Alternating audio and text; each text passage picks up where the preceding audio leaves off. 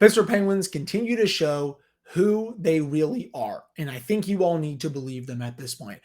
To start this episode, we're going to get into what the turning point of this game against the Red Wings was and why, yet again, goaltending let them down. That's coming up right after this. You're Locked On Penguins, your daily podcast on the Pittsburgh Penguins, part of the Locked On Podcast Network. Your team every day.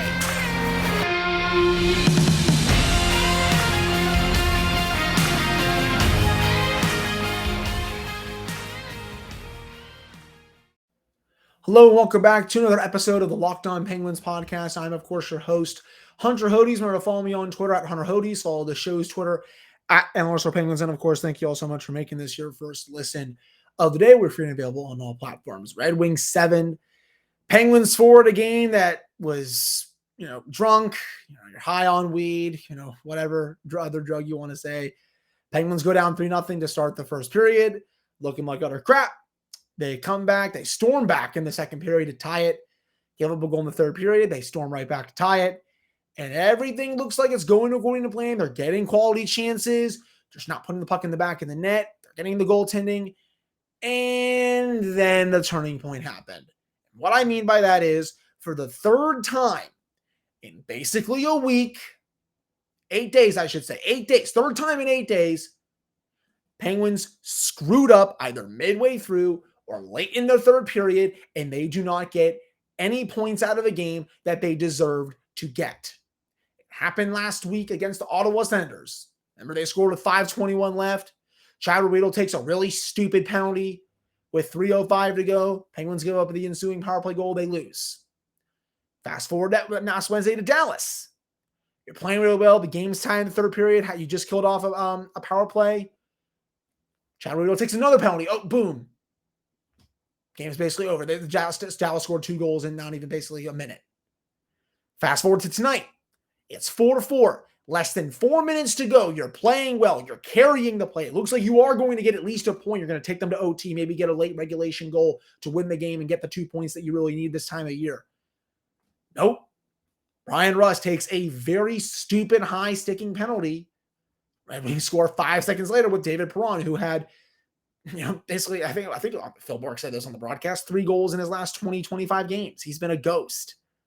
He had a hat trick tonight because in typical Penguins fashion, a player who is struggling has to go off against them. This team plays really bad situational hockey. And you've been seeing it all season, and it's really shown it's reared its ugly head, over this last week. Where would they be in the standings right now if you would have at least secured a point against Dallas, secured at least a point against Ottawa, secured a point at least tonight? You'd be tied with the Islanders right now. You would be 6 points up on the Florida Panthers. The opportunity to win that game late in the third period and during the third period, even after they tied it, was there. I have had enough of these stupid late game situational, just penalties where the Penguins are they're playing dumb. Recognize the situation. There's less than 4 minutes to go. You're in a fight for your playoff lives. You're going to take a really bad penalty there for no reason at all. There was no reason for Brian Rust to high stick Mo Seider there. None. And, speaking of Rust, man, has he had a brutal season. Last week against the Senators, he had that chance to clear the puck. Couldn't. Against the Stars, has a chance to give the Penguins the lead before they squandered that tie game in the third period. Shoots it right into Jake Ottinger's pad. Tonight, takes the penalty that would have secured them at least a point. They were going to get a point out of that game. I don't think for a second that the Red Wings were going to score a 5-on-5 late in that third period with the way the Penguins were playing. They were out shooting them. They were almost doubling. They were almost doubling them up in shots. Man, he's just hasn't been a good season for him. He has double-digit goals, sure, but he's fighting it out there. He's making too many mistakes. I don't know what that thing is on the. I think it's the my phone. That does it. I think it does something to my webcam. I don't know what the heck that was. Excuse me. Just not scoring, not playing well defensively, and yeah, I mean, obviously he cares.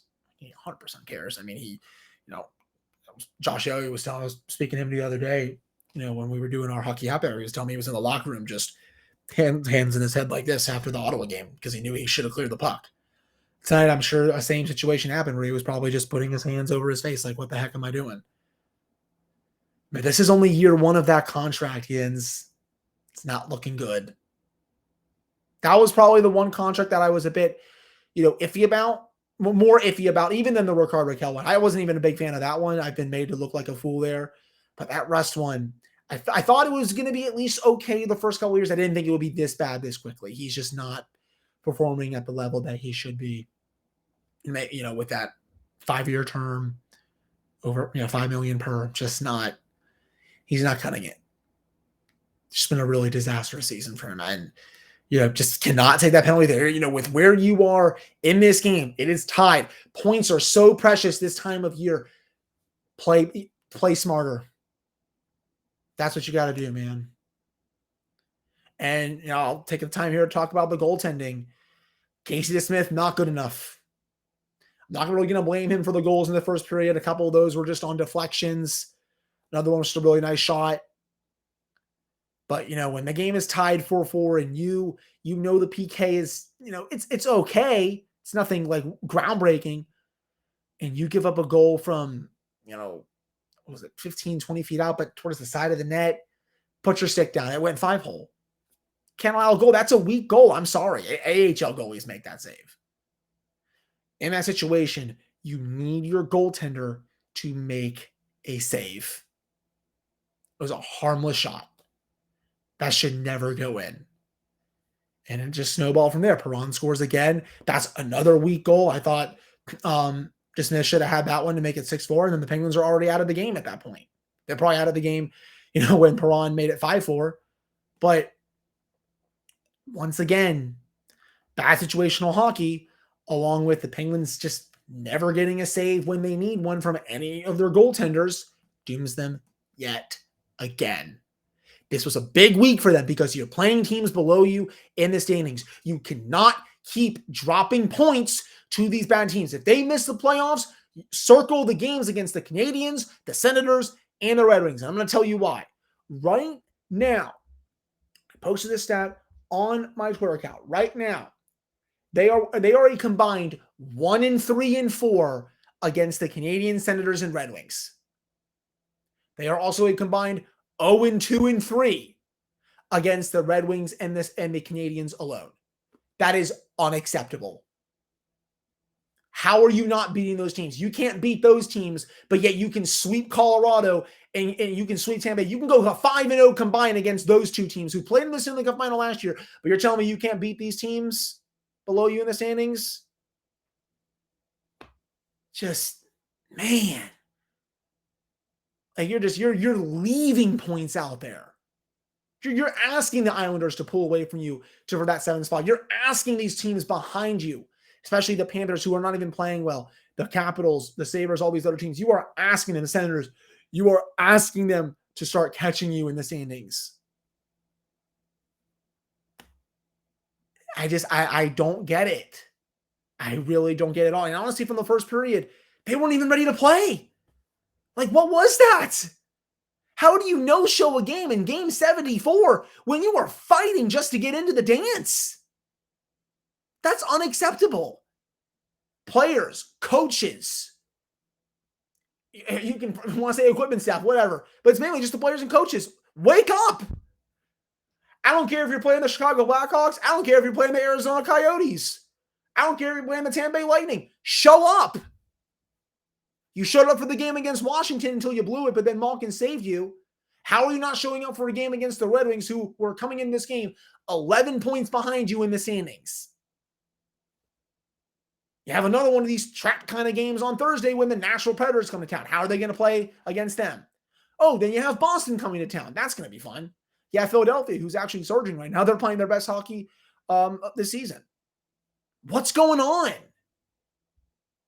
You got to be able to play these games. It's just ridiculous. But, again, bad situational hockey 3 times in the last week. And goaltending continues to crush this team. I personally would have started Tristan Jarry tonight. I obviously know he has not been that good since he came back from the injury, but if he is healthy and he's your number one guy, you start him. I don't know if that would have made a difference in this game because he hasn't been that good, but I still would have taken that chance. That's just me though.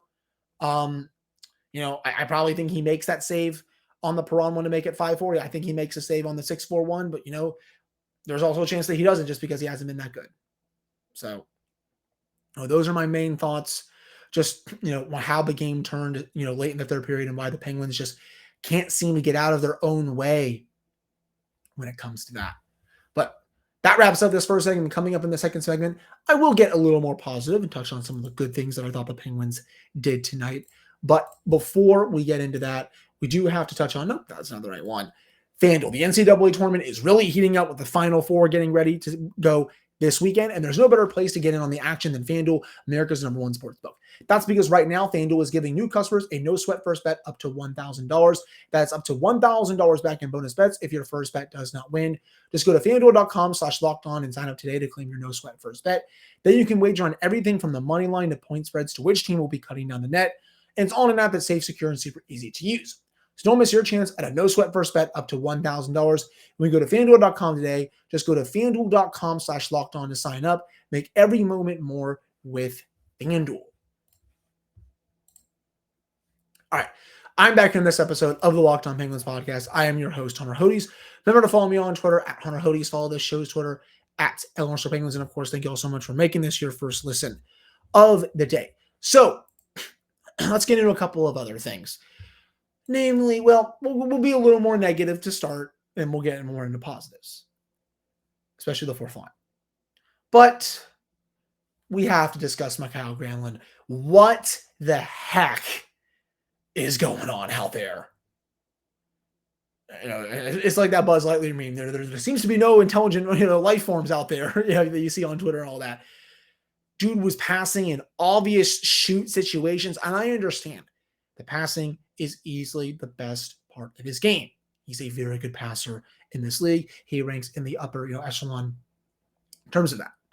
No problem with him passing in usually good situations. But in multiple instances tonight, one of which he was basically alone in front of the net, and he doesn't shoot it. He passes it, and it gets turned over. And then also on the power play, in the third period with the game tied, he's about to tee up a one-timer. He has basically a wide open net, and he passes it. That was after, the Penguins. And I believe that was the Dylan Larkin penalty that they called on Mark Friedman, where it looked like he almost concussed him. Has a wide open net, doesn't shoot it. I and a lot of other people in the Penguins, media community, we tried to warn everyone, this is not the player that's going to make sense. This player does not shoot the puck. I don't know why, but you're seeing that on full display. And oh yeah, there's still 2 more years left at $5 million per for this player. Magical stuff, Ron Hextall. Really. Just a dreadful game from him. He's only put up points in 2 games since coming over from Nashville. He's played his former team on Thursday. Not even close to good enough. I'm sorry. He is not playing well at all right now. Could have buried one of those chances that he had in this game if he didn't pass. So I want to take a moment to discuss that. He's not a fit for this team at all. So that was a problem. I will get a little more positive here. I thought the power play actually did look pretty good tonight. That 5-on-3 was executed to perfection by the Penguins. Really nice job. They were patient. They were making smart decisions with the puck. They weren't just, firing random one-timers and, just trying to be Harlem Globetrotter. Nope. Kenny Malkin got the puck after a small little pass. Wrists it right in after Jason Zucker got a goal. And, I believe it was Jeff Carter that also scored to tie the game at 3-3. And yes, let's discuss the goaltender interference call. I don't have a problem with it. People were saying like, oh, well, this is what's wrong with the league and all this stuff. And I'm like, I've watched that replay 10,000 times. I was watching it live. That was not goalie interference. Not how I saw it. I mean, the puck was, I must be blind, But to me, that puck was well across the goal line before Jason Zucker pushed Alex Nedeljkovic's skate. That's a goal. I don't know why people are making a big deal out of it. Obviously, Derek Lalonde was very pissed. Garrett Rank threw him out of the game after. But, if that puck was not in, and Nedeljkovic, and Zucker pushing Nedeljkovic's skate in the puck went in, then yes, that would have been goalie interference. But from how I saw it, that is a good goal from Carter. I don't think that was interference there. And, good job for Jeff Carter. That's his third goal in a week now. So it's nice that he's heating up a little bit as we get towards the late stages of the regular season. More on that in the fourth line a little later on in the show. But, 2 power play goals tonight. Really solid job by the Penguins PP. Just, firing a lot of pucks on net, knowing Nedeljkovic is not a good goaltender. Ever since he went to Detroit, he's just really struggled since that, really good season, a couple seasons in Carolina. But liked that a lot. I liked a lot of the process that the Penguins had yet again. In the process was there. Again, you want to look at Jay Fresh's stats here. He does great stuff. Since the deadline, Penguins have outshot their opponents in 10 of 13 games. They've also outchanced them in 11 of 13 games. They've won 5 of those games. Process continues to be there. Their finishing actually was not even that bad tonight. We all know what the problems are. Bad situational awareness, poor special teams, and the penalty kill on full display tonight, crappy goaltending, and bad depth. But, I think the depth tonight actually did step up a decent amount. But you all know it. It's been there staring at you in the face for 74 games this season. I don't think anything's going to change even if this team does get in. I'm just sick and tired of the same things happening game after game after game, and it looks like, nothing is even being fixed about it. You look at the stats in the Penguins, 52% of the shot attempts, 54% of the scoring chances, 60% of the high danger chances, 60% of the expected goals. You want to go to all situations, Penguins had 54% of the shot attempts, 58% of the scoring chances, 63% of the high danger chances, and then it was about 51-49 in terms of the expected goals. At 5v5, 2.56 expected goals for the Red Wings. They scored 7 goals tonight. They had 1.7 expected, 1.7 expected goals for. And they scored 7 goals. You all can conclude what I'm sure I'm concluding right there. Again, I've really no problem with a lot of, the game plans. I know they don't show up at times. It's weird. They have to climb back from 3-0 down. I'd like to see them actually play a full 60 minutes, but the process for the most part has been there.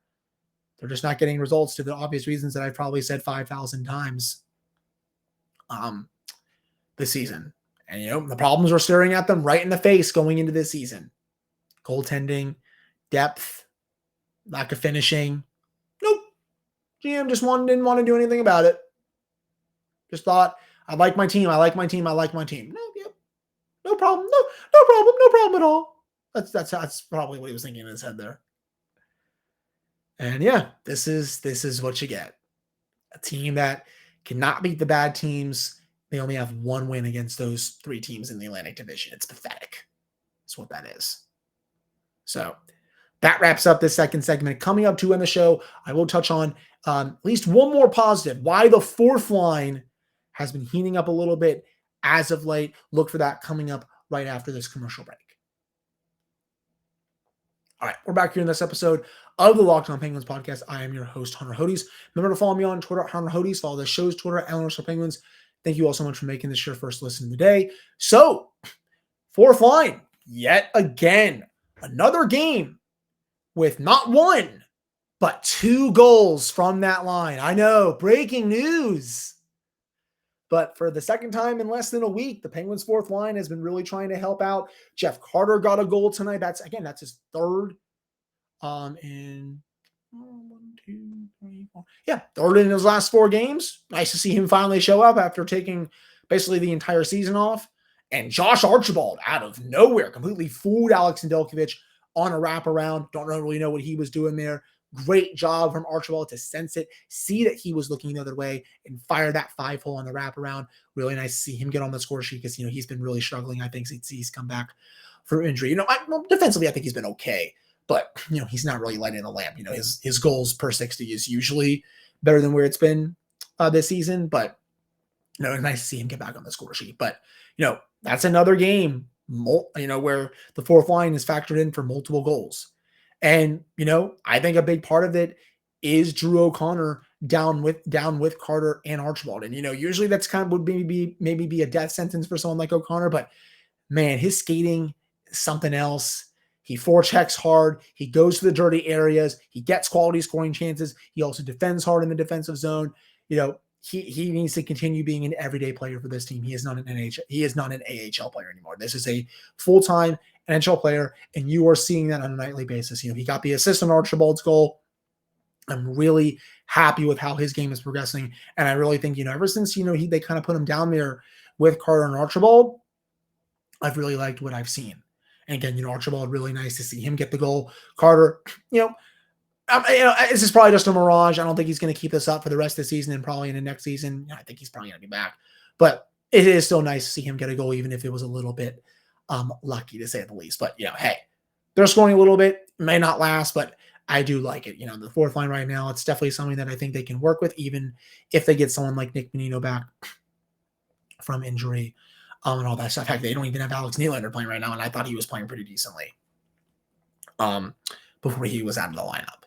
So, that's what I'm really looking at with the fourth line. Carter, he's also not getting as much ice time, which does help. Obviously, you can't be playing him, 15, 17, 18 minutes a game, anything like that. You got to be really managing his minutes. I think that's maybe also helping him, not giving him as many, starts in the offensive zone, but, he's able to win some faceoffs, take the puck in, good things are able to happen. But, they're really limiting his ice time as well. So those are my big thoughts on the fourth line.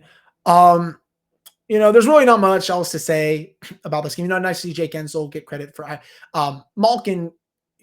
Technically it's his goal, but it's going to count as Jake's. I think it went off his I think it was his stick. I think that's what they said. I went back in the replay and checked it out. Yeah, and it looks like it is Jake's goal. So, he gets his 33rd of the season. Jason Zucker continues to play well. God bless him. He took a really nasty shot off his knee. Looked like he was going to be out for the rest of the game. Nope, just a stinger. He is one tough freaking dude. And I have the utmost respect for him. But, this team can never make it easy on themselves. They can't. They coming into tonight, you're like, oh, we got time to get a big win. Go up 5 points on the Panthers. Really make it hard for these teams to catch you. Nope. Penguins don't want to do that. They want to make everyone sweat until game 82, which is probably what it's going to come down to. It's just ridiculous already. I better see a much better effort on Thursday at home against the Predators. I'll say that. Much better effort against the Predators. That's another team that is down and out right now. I mean, they're closer to a playoff spot than the Red Wings are. But, this one's also at home. Honestly, that shouldn't even matter this time of year. You got to get results any way you can. But you especially can't lose this game at home. It's a 3-game homestand for these next few games. Got to win them. Now, Boston, there's really no shame in losing to them, but where the Penguins are this time of year, you got to win as many as you can here down the stretch. This was one of the easier ones that they probably should have had. They easily should have had at least a point out of this and take the chances in overtime, where I think they probably would have taken it because they've been playing better in overtime as of late. But, just they continue to not make it, easy on themselves. And, again, circle those losses to Montreal, Detroit, and Ottawa if this team misses the playoffs in the next few weeks. But that'll do it for this episode of Locked On Penguins podcast. I really appreciate all of you listening to this one. Tomorrow we'll have another episode for the show. Going to preview the game against Nashville, get into the practice notes and all of that good jazz. So a little bit of a shorter one today, but wanted to bank it out for, just bank it out for you all. Rough times for this one. We'll see if they can bounce back. Try to stay positive. It's a race. It's fun. It's annoying. They're playing like crap sometimes, but it's still a lot of fun. Playoff races. I know, you're not all used to this, but trust me, it's fun. Try to stay positive. We'll see what they can do on Thursday. I will talk with you all, though, on Wednesday.